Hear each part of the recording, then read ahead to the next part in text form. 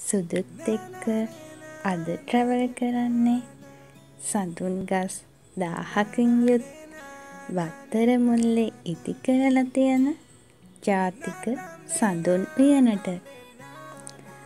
වත්තර මුල්ල ශ්‍රී ජයවර්ධනපුර ජාතික සඳුන් උයන අක්කර 900කින් සමන්විත වෙනවා.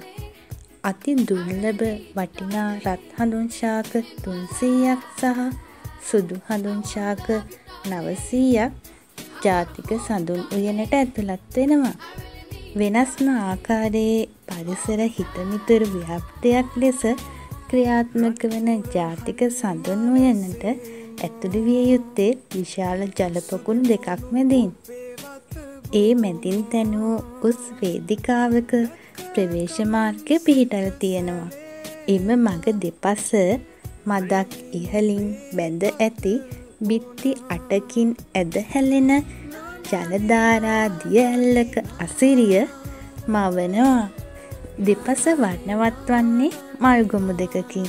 විවිධ රටා මවන ස්වයංක්‍රීය වතුර මල් රැසක් එහි පිහිටා තිබෙනවා.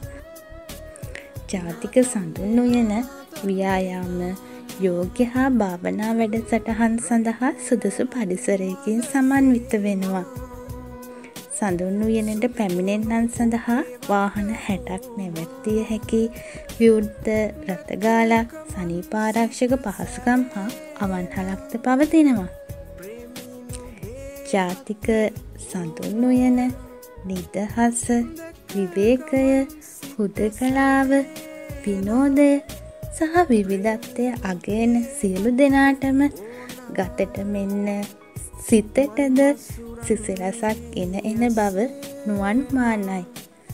ඔයත් අදම යන්න සිරිනර බන්න ජාතික සඳුන් උයනට.